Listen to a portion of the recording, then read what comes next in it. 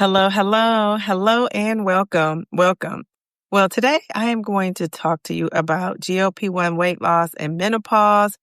If you read the title, then you know my doctor, whom I loved up to this point, refused a full hormone panel. And I'm going to tell you exactly what happened and what I plan to do about it. So if you are taking Mounjaro, Zepbound, Ozempic, or Wegovy, and you're on this GLP-1 weight loss journey like I am, then you know when you hit perimenopause and menopause, weight loss can be a struggle. And I will admit that GLP-1 has helped with that. But that's not where it stops. It is still important to know what's going on in your body.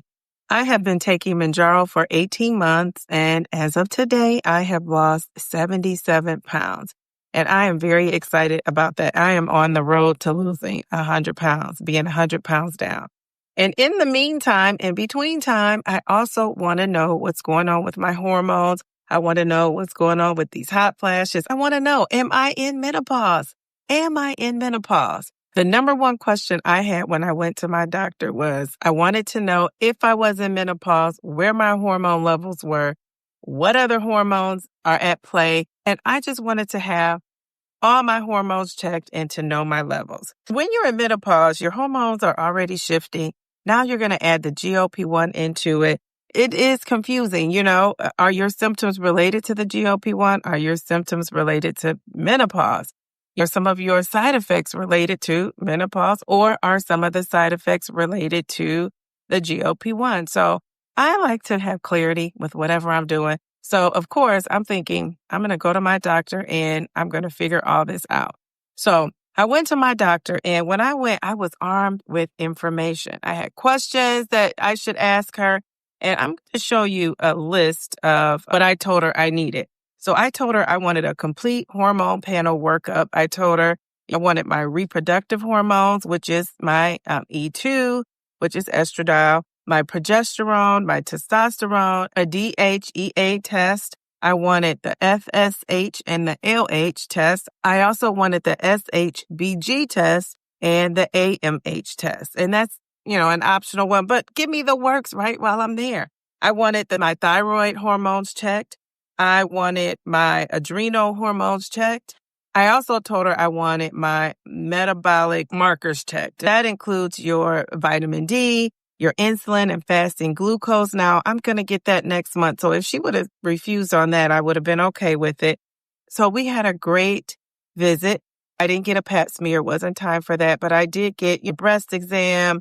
I got a pelvic exam, but not with the whole shebang. And I was just checked out down there. One of the things I noticed is I was asking her a bunch of questions about BHRT and HRT, and she was not friendly toward the BHRT. She basically told me that a lot of the BHRT is not approved, and she would be happy to prescribe me something that was just HRT, which are the synthetic hormones. And so I asked her more questions, and one of the things I realized right away is she wasn't very knowledgeable about that. You could tell that if she felt like it was newer, it wasn't really tried and true and tested by the FDA. She told me that they dealt pretty much with the compound pharmacies. That was something she tried to steer me away from. We talked about BHRT and HRT, which are ways to treat perimenopause and menopause symptoms. And she told me if I was having symptoms, if it was affecting the quality of my life, my sleep, or anything like that, even before we got the blood work, she could get a prescription for the HRT. And she told me about the difference between the pill and the patch. And so, of course, I had questions written down, and I was asking her about that BHRT, which are the bioidentical hormones. And she really didn't know much about that. And instead of her saying she really didn't know much about it, she steered me away from it and told me that the FDA has not approved any of those BHRT. And so she doesn't prescribe them, and I would have to go to a compound pharmacy or a pharmacy that would be able to customize that BHRT for me. So I asked her about the spray. She just was like, she didn't really know anything about the spray. So she just wasn't up to date on, and when I say the spray, I mean the estradiol spray. She didn't know much about that. So she just didn't seem like she was very up to date with all things related to menopause and the treatments, like the traditional ones, which we've heard about, the HRT, but the BHRT, she wasn't well versed. And so I think that probably is why I ended up with the outcome I ended up with. I love this doctor. She reminds me of my mom. She's small, she's petite, she's put together, just a very nice lady. The way she talks to you, she reminds me of my mom. And I think that's part of why I've had a great experience with her up until this point. And I think this is why I had such an emotional attachment to thinking, well, I'm going to have to give this lady the heave ho and find somebody else because she reminded me so much of my mom. I'm telling you all this to say, just really pay attention to this because we have to learn how to advocate for ourselves. So I go, to the lab, which was in the same building, and I go sit in the chair, and the lady who was about to take my blood, she looks up my information, and I just wanted to clarify with her what I was getting. Something told me to clarify that. I said, I'm getting a full hormone blood panel. And she said, no, you're just getting the FSH and the LH hormones checked. And I said, are you sure? And she says, yes. And I said, well, I asked for a complete hormone workup. And she stopped what she was doing. She, kind of walks over to me a little closer and she says, a lot of these doctors do that. She said, your patient will ask for a full hormone blood workup and a full hormone panel, and they just get these 2 hormones checked, and that's it. And she's like, I don't know why they do that. She said, but, you're not the first one this has happened to. And I said, well, we just had a whole conversation. If she felt like she didn't want to give that to me, I'm surprised she didn't mention it when we were sitting there. So I said, I need to go talk to her. She said, well, she's still in the office. And I said, yes, you just left. And she said, well, I would go up there. She says, I'll hold your spot. When you come back, you could just come right up. So I said, great, thank you. So she wished me good luck. So you go upstairs, see the receptionist and tell her why I'm up there. And she's like, hold on, let me try to catch her. So she goes to see us. She said, I thought I heard her, but she, is not in the hallway. Someone told me she was in with the patient. I'm going to catch her when she comes out. So I said, okay. So I sat there and then as I'm sitting there waiting, I'm fuming because I'm thinking, I took off work for this. And it was just like a lot of like, this is so inconvenient. It came to my mind. But I'm thinking, okay, she's just going to change the paperwork and I'm going to get this blood work. She calls me up. I go up and she said, the doctor said she only ordered those 2 hormones because the other hormone, panel work you asked for, they're not clinically significant. And I said, clinically significant? What do you mean clinically significant? And she said, we just said that they weren't clinically significant, but she wasn't going to add them on. So I said, are you kidding me? Are you kidding me? And so something just told me, first I started to demand to see her, but then I thought, I'm not going to be acting a fool up in this doctor's office. So I said, you know what? That's disappointing. I said, I'm going to go and get the blood work that was ordered done. I said, but I'll just find another doctor. I said, and it's unfortunate that I have to do that. And so the lady was just kind of like, I'm sorry. She didn't know what to say or do, but you could tell like this was a familiar story to her. So I go back down to where I was getting my blood work taken, and I'm still up there on the screen like I'm next. So I go right in. And so I'm sitting down and I'm telling the lady what happened. And she was like, I just do not like that. A lot of these doctors do that. She gave me the name of a doctor who does not do that. She said she was in that same office. And so she said, you should go to her. She's been known to put people in studies. She's up on the latest research and she listens. Even if she doesn't agree, if you want something ordered and you want blood tests done, she will do it. I said to her, it's very disappointing. I don't understand what the doctor's problem is with ordering a test. Really, that's all she was doing. There's no skin off her back that I know of. So if you out there know why a doctor would refuse to give you what you asked for, I did tell her if the insurance didn't cover it, I would pay for it. She told me the difference between the pill and the patch for the HRT. And she said she would write me a prescription. And I told her I wanted to wait to get my blood test results back. I told her I was anxiously waiting to see what this full hormone panel workup would look like.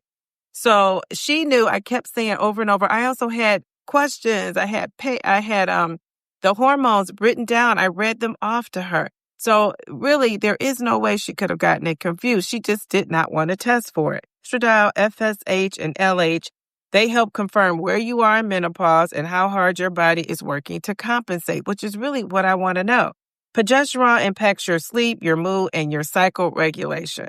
Testosterone is essential for energy, for muscle, for libido, and even for fat metabolism. A thyroid panel, the TSH alone is not enough. You need a whole panel.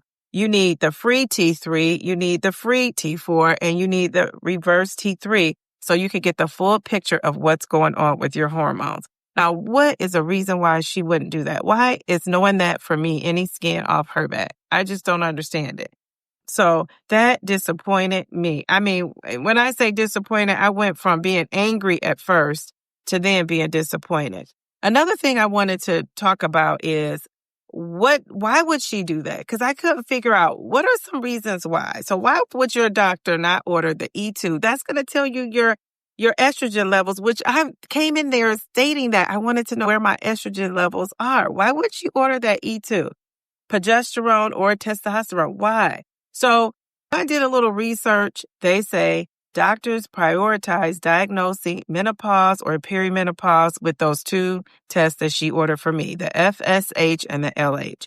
They're commonly used for doctors to estimate ovarian function and menopausal status, especially for women in their 40s or over. So many of the doctors and providers believe that symptoms plus FSH and the LH give you enough information to determine your hormone shifts, especially in perimenopausal women. They say you don't need a full hormone panel to do that. But whether I needed to do that particular thing, I wanted to know for my knowledge so that if a treatment that I was seeking out, she wasn't willing to give me, I could go and get it somewhere else. So I'm just going to have to get the blood work done somewhere else so that I can actually do it. Now, another thing too is they say your hormone levels fluctuate daily. So sometimes the doctors don't want to do the E2 test, the estradiol, E2 and progesterone levels throughout your menstrual cycle. Well, guess what? I haven't had a cycle. So that wouldn't have been a problem. Why not test for it? I'm getting blood, take it anyway. Number 3, which I really think applies to her, the lack of training in hormonal health. Many doctors, conventional doctors, and she's someone who's been a doctor for a long time, and they're not trained in functional or integrative approaches to female hormone optimization. So they really don't know about some of the latest research, maybe the fact that she's close to retirement, maybe she doesn't believe in it, whatever her reasoning is. It's unfortunate. Doctors may not see the clinical utility in checking testosterone and progesterone unless you're dealing with infertility, which I'm not, PCOS, which I'm not. If you have some kind of androgen excess or a deficiency, which I don't. If you have specific sexual health concerns, which I don't. So again, why wouldn't she do it? Another thing that would be insurance or cost considerations. Well, I made that clear when I was talking with her. If I had to pay extra or anything that my insurance didn't cover, or I had to flat out pay for it, that I was willing to do that because I wanted to know. They also say that some doctors just won't order certain tests because they don't feel that the treatment is going to change. So maybe she thought, well, I'm going to give you the HRT or you could get the BHRT somewhere else. That's not going to change whether you know it or not. But again, not listening to the patient and not giving me something I asked for and something I wanted, that is a concern. No matter how you skate around it, it was clear that this is what I said I wanted, and this is a no excuse zone for not listening to the patient. Number 5, and the final thing is outdated or conservative medical guidelines. So some providers follow the older guidelines that don't emphasize the importance of measuring the testosterone in women, right? Because a lot of people associate that hormone with males, but also females have that hormone. And we also need to pay attention to what that hormone or the lack of the hormone is telling us. Progesterone, unless you're pregnant or you have some kind of fertility issues, a lot of doctors don't want to check for that. So those are some reasons why my doctor may have not wanted to test for that. But I'm going to tell you, you should advocate for these tests. And you know why? I'm going to tell you, estradiol, E2, that's the hormone. It measures your estrogen levels, which is one of the main things I wanted to know. I can't stress that enough. It's crucial for bone, mood, skin, and weight regulation. I wanted to know that. Where are my estrogen levels? Geez, Louise. Progesterone, it balances out estrogen. It helps with sleep, anxiety, and your cycle regulation. So you want to know where your levels are. Testosterone, it supports libido. Don't we all care about the libido of it all? energy, muscle, and motivation, even in women. Now, you may be saying, no, downsizing diva, we don't care about the libido of it all. Well, I do care about my energy level, my muscle. So testosterone is an important hormone, and knowing where your levels are, again, knowledge is power. It helps you make choices for your body in whatever treatment plan you go with. I'm just going to tell you, advocate for yourself. So you might be saying, well, what are you going to do? Well, I got those levels checked. I am going to find a different doctor. Now, what I haven't decided is if I'm just going to give this doctor the heave-ho and fire her. I'm not going to ever go talk to her about menopause things. And if that's all tied to being my gynecologist, I guess I probably do need to find a new gynecologist. And I don't have a problem doing that at all. I was so emotional about it at first. You know how you go through, like, it's kind of like a grieving process. Your first emotion could just be angry. Why? Which I went through. And then it turned to disappointment. And now I'm just sad because so many women I think about that she probably is interacting with and treating, and she's doing the same thing. And they just think like, okay, well, she said I don't need it. It's not clinically significant. Even though I asked for it, I'm going to go what the doctor says. And she's denying you your knowledge, which knowledge is power. She's denying you of knowing what's going on with your body. And I still say, what's it to you if you test all those other hormones? I was getting a blood panel anyway. It's not like I had to have a whole separate test or go through anything different. So it's just disappointing. The more I talk about it out loud, the more I just don't see a future, right? So I am in the process of contacting another doctor and somebody who specializes in menopause and women's health. That's just what I need. That's what I need. I'm 53. And I'm not getting any younger, but I do want to get better. I want to get better and age like fine wine with the doctor who knows what they're doing, who's going to support me and whatever I think also is best for my body. So the truth is, menopause and GLP-1s require a different approach. Weight loss isn't about just food. It's about hormones. It's about your sleep. It's about being heard about what's going on in your body. If your doctor refuses to look deeper into what's going on with your hormones and what's going on with your body, this video is giving you permission to find a doctor that will. Simple as that. That's what I'm going to do. I am in the process right now of looking for a doctor who's going to test all my hormone levels. And because I've already had those 2 hormones tested, hopefully I can find somebody who could just have the rest tested, or I'll just be willing to pay to do it over because I want to do it right. I just want to do it right. So that is my story. That's my disappointment. I thought I would be coming to you making a video saying I'm in menopause or not. Here, these are my levels or not. And unfortunately, I can't give a full picture of where my hormones are, but I will share whenever I get it because I think it's so important for women to talk about perimenopause, menopause, and not be so embarrassed or ashamed about what's going on and what's happening in our bodies. And I was thinking, I'm going to wait until I just really just feel awful and terrible. But now I realize I shouldn't wait until I am depleted from all my estrogen. I need to stop it and replenish it as much as I can. I'm never going to get my hormone levels to an optimal level, but I can replenish some of what I've lost. But you can't wait till it's all gone. When I find out where my estrogen levels are, that's going to really just let me know the next course I'm going to take. So I am investigating BHRT and HRT. I have an idea of what I'd be interested in trying first. So I am probably going to find a doctor or a pharmacy that agrees with that BHRT because I think that's the way I want to go. But I have not made a final decision. So I want you to drop a comment below. Have you ever been denied a test that you felt was necessary? And have you ever had to fire a doctor? I mean, geez, Louise. Let me know in the comments. Thank you for watching. Subscribe to my channel. Like and share the video with someone who you think may need to hear this message, someone who has a doctor that they need to let go, someone who has been denied a test that they've asked for. Any of those things, please share this video out because we need to get the message out that we're going to have to advocate for ourselves. So I also want to tell you, I am having a live panel to discuss all things menopause and perimenopause on Saturday, September 20th. So join us if you can. I'm also live. I'm live 3 days a week. I'm live on Sundays at 2 p.m. Eastern. I'm live on Wednesdays at 8:30 p.m. Eastern. And I'm also live on Friday Night Live at 8:30 p.m. Eastern. I encourage you to come and interact with me live. We have lots of fun. We want to support you on your journey, and we want to also help you through any challenges you may have. Another thing I want to encourage you to do is check out my stand store. I have a menopause freebie in my stand store for you and some other things that would help you on your GLP-1 journey. So I just want to remind you to take care of yourself. And remember, slow and steady wins the race. Just don't quit.